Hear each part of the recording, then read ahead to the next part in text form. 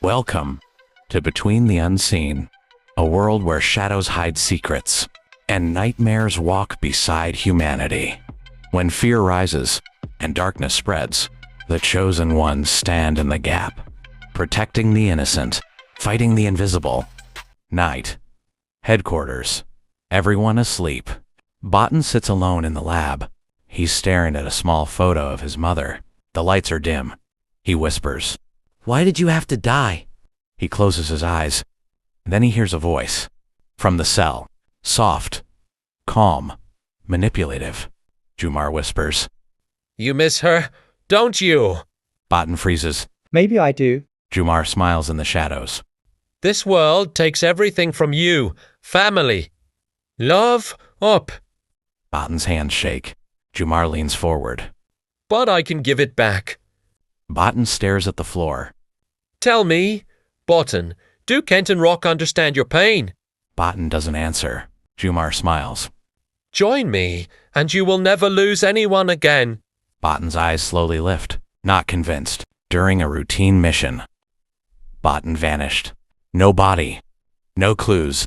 The place where he disappeared was eerily clean, as if nothing had ever happened. Search teams combed the area for days. They found nothing. But Kent refused to give up hope.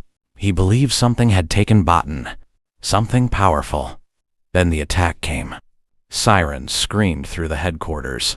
An explosion tore through the building, flames racing down the hallways. Through the chaos, a terrifying voice echoed. "Where is Jumar?" Kent and Rock rushed to the armory, pulling on their combat gear. Over the radio, they heard employees screaming. Dr. Jones' voice came over the intercom. Everyone evacuate immediately. But Kent and Rock ran toward the danger. They pushed through smoke and fire until they reached the central chamber. What they saw froze them. Dr. Davis lay dead. Dr. Jones was chained to the wall, and standing before him was Jumar. But he was not alone. From the portal he opened, a creature had emerged.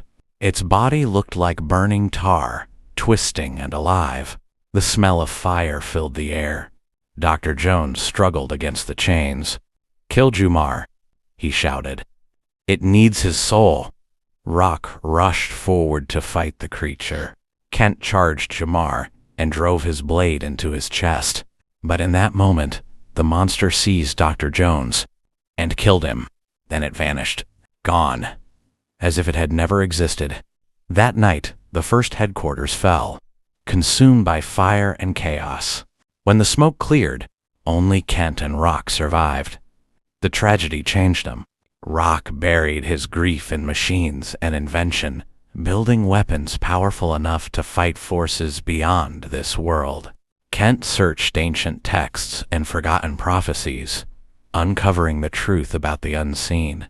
For 10 long years they prepared, training, hunting, building a new hidden headquarters. Their search eventually led them to the cursed lands of Aztlan in Mexico. There, dark Jinn born of fire and shadow served a terrible devil. Kent and Rock arrived in black armor that shone like liquid metal. They came ready for war. By sunrise, more than 1,000 Jinn had fallen, but one survived. His name was Mori, an ancient Jinn who believed in light rather than darkness. Seeing the goodness in him, Kent spared his life. In return, Mori offered ancient books filled with forgotten knowledge.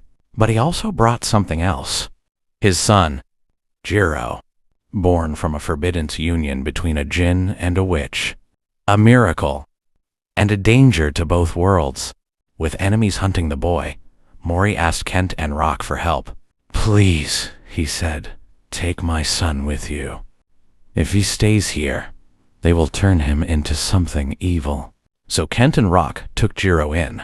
They raised him like family. Under Kent's training, he mastered the sword. Under Rock's experiments, his powers awakened. Jiro could sense creatures hidden from human sight, travel between worlds, even hear the whispers of angels. He was more than a warrior. He was a bridge between the visible world and the unseen. Thanks for watching. Subscribe and like the channel. See you next Saturday. Bye-bye.